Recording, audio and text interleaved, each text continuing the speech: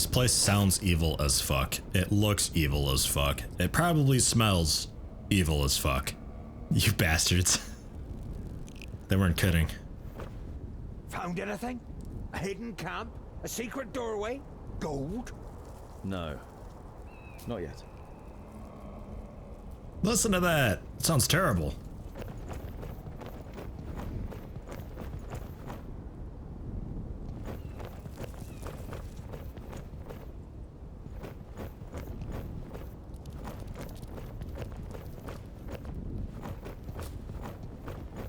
Look at the forest. Sure. Look at it way over here. Dark evergreen forest seems to be afraid of the Black Mountain.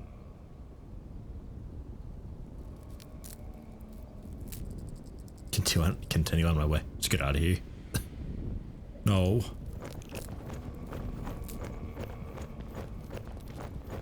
It's also possible that the first zone doesn't really have anything to it. Look at the rock face behind the bushes. Sure, hold on. Later on, as we get further into the game and more outside of what would be really friendly territory, then maybe we'll have random encounters or something. I don't know. I can only climb a little way here. There must be a better way. And behind the bushes. No trace of Guren here either. If he's close, then there must be some kind of cave somewhere in the mountain.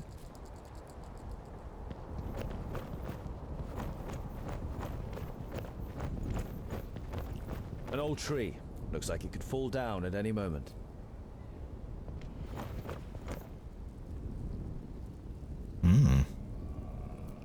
Alright, sure. There we go. There.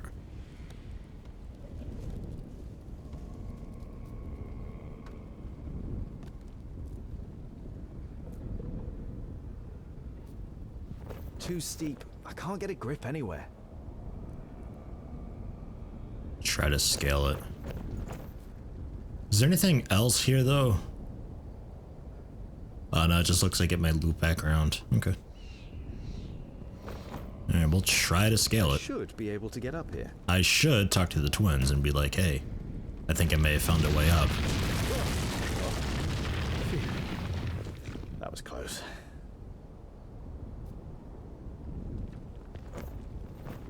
I hope this is all worth it.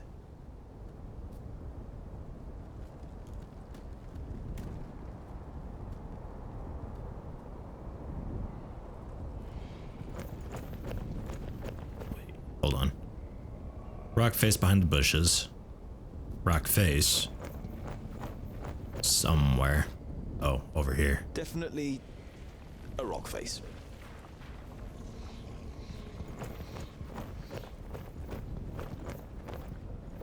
There's something engraved on it. You realize with surprise that they are runes in the dwarven language.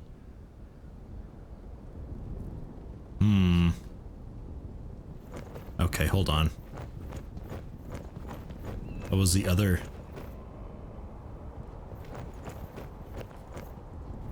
Here's a... No, forget it. Okay.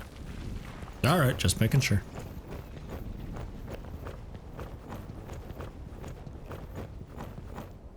Looks like this could be a doorway. Built I think I with see the an arrow, blood actually. Of our enemies, be unyielding as the rock, and soak the land in their blood. Huh? Oh. Twins. Twin. No. Fuck. What's with people always just going off on their own?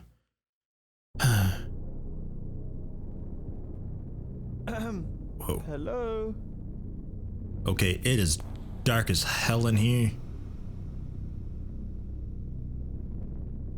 Leave the secret fortress. Okay, well, let's not step on any of that. Because those look like maybe pressure plates or something.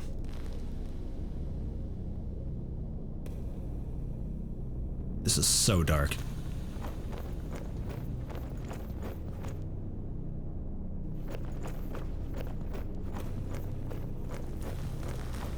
Pool of light. Yeah, alright. Master Garen. Lot Yonan sent me to bring some items back to you.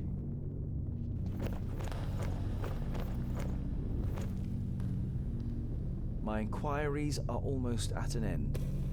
That means I can finally go to be with my sunshine. I have never been to Greenglade, but I think I will like it there. I deposited my most valuable things in the grave of Horengarth before my departure and secured it with magic. The password is... You recognize the following words as rune names, but they're written in the learned language, so you don't know which they are. Greenglade. Oh, great.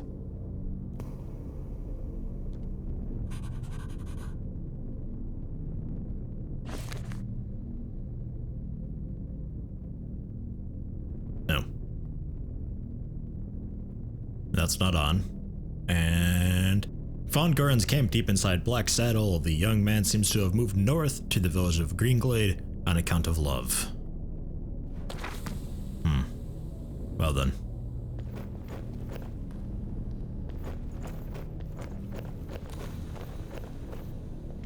Nothing else here? I see stairs.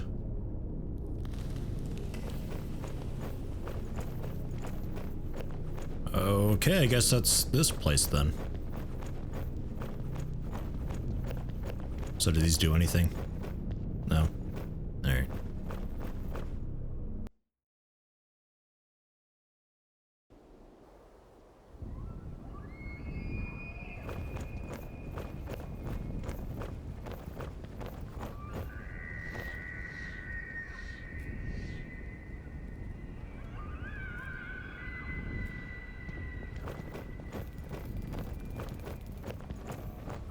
And where? Oh god, I'm lost. I think this is the wrong way. Nope, we're good. So, Scholar, what are the results of your inquiries? There is an abandoned fortress in the mountain, and I think it belonged to the Thirdlings. Boindill's eyes narrow. The blasted dwarf killers! A Thirdling fortress? Here? In the middle of Girdlegard? We must let High King Gundrabur know about this. The fortress has been long abandoned by the looks of it. Anyway, I can't go to Ogre's death until I have completed my quest. Goren is in Greenglade. Huh.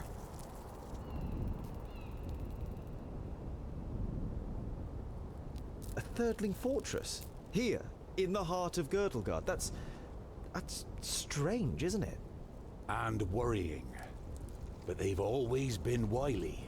They move in the shadows and kill there too if they can. Do you know their story? I've read about it. Lorenberg, their progenitor, rejected the name that Vrakas gave him, who in turn did not give him any special talents, so his kingdom studied war. It helps them defending the East, but it also meant they ended up confronting the other kingdoms. No dwarf would ever even think of injuring one of his kind, never mind killing them. But the dwarf killers are proud of it. When they were even more powerful, they wanted to become the rulers of all dwarves. They are envious of our skills. They haven't been heard of for a long time, but you can be sure there isn't a single dwarf alive who doesn't hate them. The High King, why do you want to bring me to him? All right then. It's about the choice of the new High King. Gandagar, the king of the Fourthlings, is with his entourage in Ogre's death and is supposed to ascend the throne. But our acting High King Gundrabur wants to prevent that from happening. He fears that Gandagar wishes to instigate a war against the elves. But what have I got to do with that? Boindill is about to say something, but is silenced by a nudge in the side from his brother. High King Gundrabur will explain everything when the time comes. You look distrustfully from one twin to the other. Boindill has donned an innocent expression, and Boendal doesn't give you the impression that he has anything else to say on the matter. Who's my father? What does this King Gandagar have against the elves? Dwarves and elves just don't get along. Brachus and Satalia made us that way. I know that, but going to war for just that after all this time? Well, there must be more behind it. They say that the king of the Fourthlings is full of hatred and is a hothead in this matter.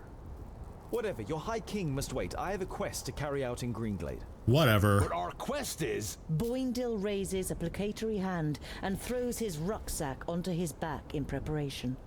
Let it be, dear brother. Look at him. He has made his decision, and you will not be able to change his stubborn dwarven mind. You can't help but smile.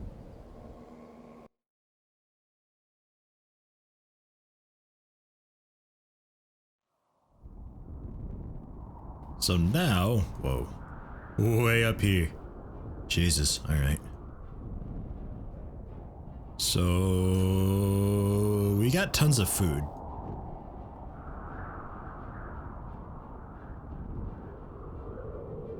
Yeah, all right, let's head back to these woodcutter guys. Head up here to follow Sten and work our way up. Catch up with that dwarven merchant along the wood, probably for a little more food or items or something.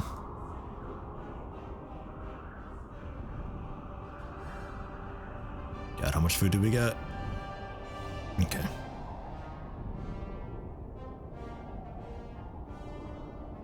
You see a light through the trees some way from the path. It inevitably brings to mind your encounter with the woodcutters. You tell the dwarves about your encounter with the woodcutters and how you intimidated them. Ha! Very dwarf-like, but I think we'll have to teach them a lesson anyway. Humans are not our enemies, Boindil.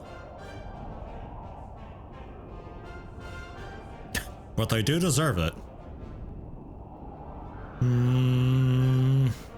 Yeah, fuck it. Thinking about it, they do deserve it. Boindil grins widely, and before Boandal can stop him, he stomps off. You lie awake in your camp and think about the woodcutter's roast that you had for dinner. The rabbit was the best thing you've eaten in a long time. It tasted of victory. I like that. Relationship improved by 5% with me and Boindil. Nice. Only 30 with him. And there's 60 with each other. And you are about to level to 5. I'm kind of close to 4. A little bit.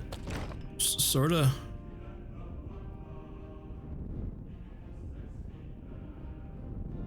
I wonder if they restock.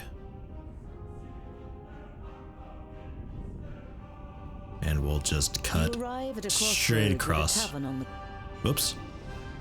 A warm light is emanating from his window, lighting up the road around it. A stone sculpture of sheep stands in front of the door, and above it a sign, swaying gently in the breeze, reads, "The Stone Sheep." You enter the tavern with a determined stride, and are greeted by a thick wall of pipe smoke.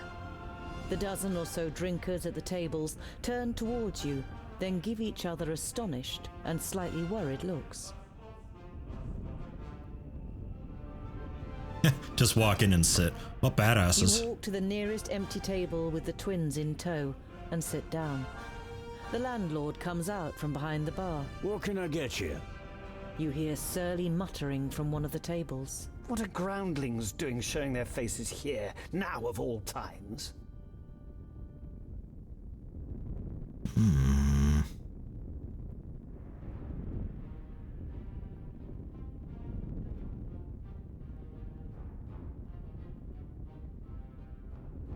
You stand up and turn to the room. This round's on me. The faces of the guests and the landlord brighten up immediately. The landlord gets to work pulling everyone a beer and handing out the tankards. Some of the guests say cheers to you as they get their drinks. You were saying? You turn to the guest who'd muttered something about groundlings. And why is it so strange that we're here? The man glances up briefly and then stares drunkenly at his tankard and mutters with a slur, Don't play the innocent. The orcs are terrorizing our lands. And whose fault is it? You let them in. I was not at the stone gateway, and I don't know what happened. but you can be sure of one thing. Dwarves would never cooperate with orcs. We kill them no sooner than we say them, or my name isn't Boindle Doubleblade. The drunkard and his neighbour are given a start. They mumble an apology and turn their attention to the beer in front of them.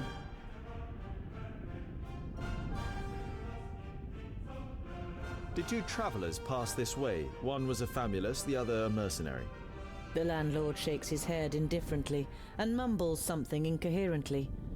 One of the guests is about to say something, but shuts up when the person next to him gives him a poke. What happened? Come on now, tell us what happened. We're all friends here. The man who was going to speak the first time round looks over to his neighbour, who nods. Two travelers spent the night here. One had a robe on, the other was a mercenary. The next day they left, all in a hurry. Said they'd been attacked by an elf. One of the other drinkers finds his voice too. There was a hell of a lot of noise that night.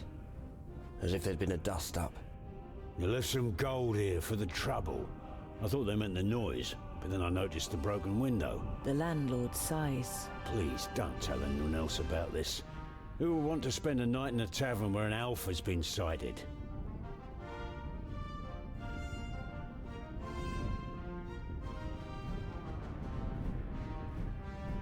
Ooh, another health potion. And more food. I can buy so much food. I think we're still divisible by 3, so we'll... really just like 60 more. Sure. And we'll stay here the night, I suppose. Long for a proper bed. Of course, gentlemen. You spend a restful night in the tavern and then head off on your way again. They made a lot of money off me. And we'll hook right. A colourful trader's wagon drawn by 2 stocky horses is coming towards you. A small man is sitting on the box seat, and as soon as he sees you, the wagon slows down. As it draws to a stop next to you, you realise that the driver isn't human. He's a dwarf. Greetings, my friends. All too rarely does one meet wayfaring dwarves around here. You can call me Mort. Greetings, Mort. I am Tungdil. This is Boindil and Boendal. You are happy to meet another dwarf, and such a friendly and eloquent one at that. Wayfaring dwarves may not be common, but a traveling dwarf trader? Now that really is weird. Then you see what great luck it is that we've met like this. Come, have a look at my wares. I'm sure you'll find something to make a dwarf's life a little sweeter. I'll make you a good price.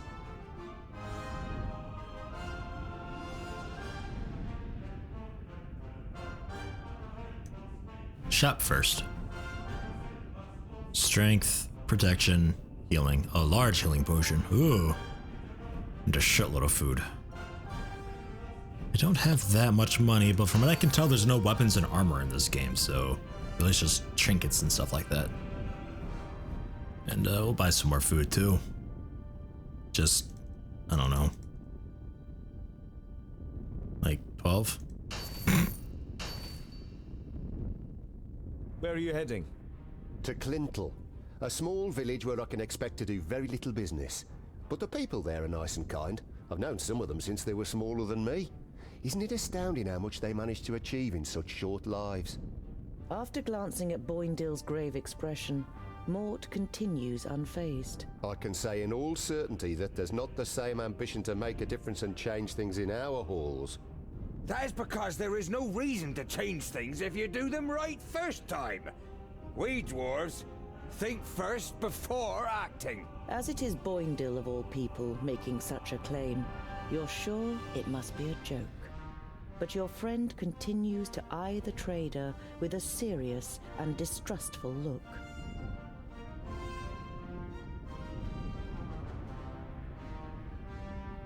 I grew up with Magus Lot Yonan in Yonendar. I would have given anything to meet someone like you. I rarely leave this area. People know me here, so the abuse isn't too bad. Mort shrugs his shoulders, as if it were no big deal. When he sees the concerned look on your face, he adds, I don't blame them. It's our fault too. We turned our backs on other races. People fear what they don't know. Mort, I hope you don't mind me asking, but which kingdom are you from? The dwarf's clothes seem more like those of humans, and he isn't bearing any coat of arms. My kingdom? Is that important? I'm my own kingdom. I go where I please and enjoy the fresh air and the sun on me skin. At your side, Boindil is tensing his muscles, and you think you see from the corner of your eye his hands moving a little nearer to the handle of his axes. Is your kingdom important? You two must be secondlings, right? I can tell by your armor. But you... He looks you over for a while. You're not a secondling, are you? As you yourself don't know for sure which kingdom you belong to, you give no answer and just shrug your shoulders. Mort throws you a knowing glance and nods slowly. We must press on. We must press on. It was a pleasure meeting you, Mort. Mort smiles. The feeling is mutual, Tungdil. Vrakas be with you. Mort spurs the horses on, and the colourful wagon jolts into motion. You shouldn't be so trusting. The wagon is no more than a few yards away when Boindil looks at you reproachfully. A dwarf who lives alone among humans for years on end and disowns his kingdom? Don't you know what that means? He's an outcast, Tungdil. His kingdom and his clan have banished him. It's a severe punishment, only dealt out for serious offenses. The twins enter into a long discussion about what crime the trader may have committed, and go on to teach you the basics of dwarven law. As dramatic as their accounts may be, you didn't have the impression that Mort was a criminal, nor that he suffered particularly from his exile. Okay. And we've got follow stone or follow rock. One of those. You arrive at a small, bustling village. One thing is clearly missing from the lively scene: the sound of metal on metal from the village smithy that would normally be heard above everything else at this time of day. A dour, grim-looking man is sitting in front of the forge with his right arm in a sling.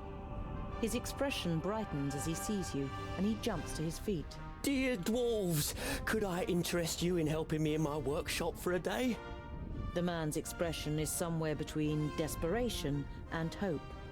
As you don't answer immediately, he continues. You will, of course, be royally rewarded for your work. I can offer you 100 gold pieces.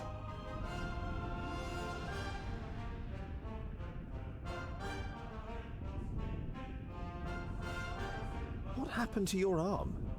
A stupid accident. A box of blanks fell down. I was trying to catch it. It will heal, fortunately, but I won't be able to wield my hammer for a while. You must have quite a backlog of work. You nod sympathetically. You always felt bad if you were ill or couldn't work in the forge for some reason or other. Loads, but if what I hear about the metalworking skills of the dwarves is true, it will be easy for you to manage it in a day.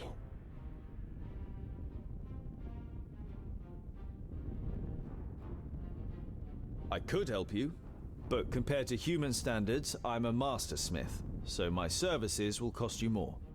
The smith gulps. More? How much? 1,000 gold pieces. We'll go for 50 more. Give me 150 gold pieces. Then we have a deal.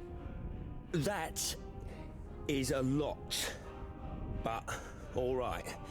I only hope that your skills are as good as you promise, Mr. Dwarf. The smith is clearly unhappy that he has to pay you more, but in the end, the most important thing for him seems to be getting the work done. A little later, you are standing in the workshop, examining the smith's inferior tools, while he fires up the forge and prepares everything for the job, as well as he can, with just one good arm. You weren't able to persuade the twins to help you. As warriors, they'd rather go hunting, Boindil declared. But you think it's more probable that you'll find them drinking beer. But you don't care. You're excited about being able to smith again after such a long time. Hours later, you have forgotten everything around you.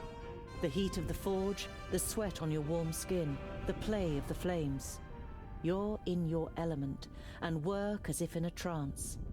The smith left the workshop ages ago with a satisfied grin on his face. Oi, I'm talking to you. You look up in surprise. Everything but the beating of the hammer had ceased to exist, and you didn't notice that someone has come in. Can you do it? You immediately dislike the middle-aged man. He sounds you out so doggedly with his light grey eyes that it feels as though he wants to look right through you and into your deepest thoughts. The man points to 2 horses. Those 2, in 1 hour.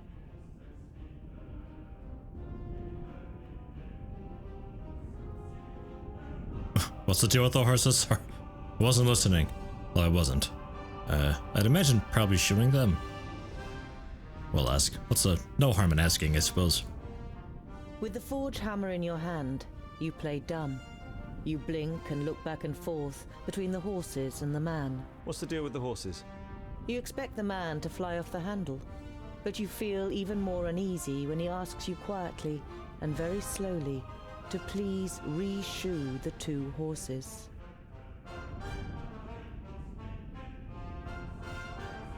Why not? These 2 need shoeing?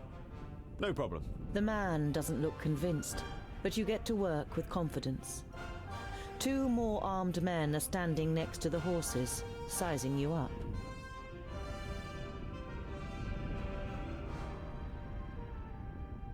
So, you're mercenaries, I take it? You're only trying to engage in conversation, but the man looks at you incredulously, as if he didn't expect dwarves to be able to talk.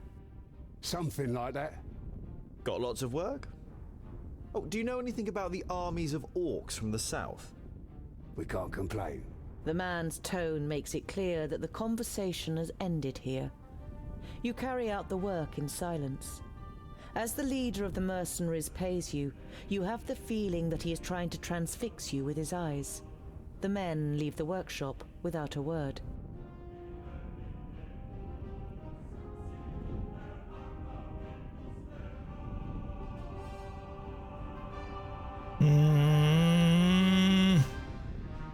I'm alone. We'll play it safe. You ignore the horsemen and concentrate on your work. When you tell the twins about your visitors later on, they know exactly who you're talking about. They encountered them on the way back from hunting.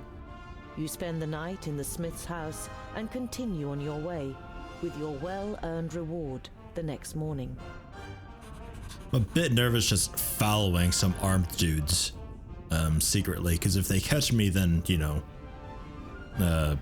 well, I could just die suddenly, you know?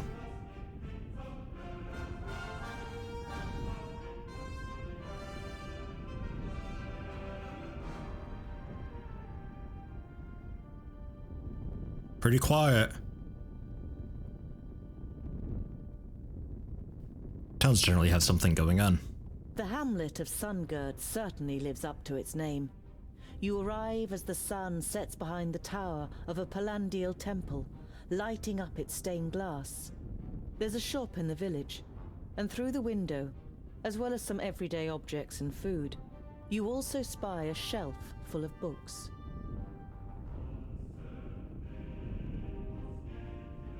A small bell rings as you enter the shop. The twins look around, but seem rather disinterested, until they discover a couple of gemstones on display. On the wall to your left is the bookshelf you saw through the window. It's quite unusual for a village shop to sell books.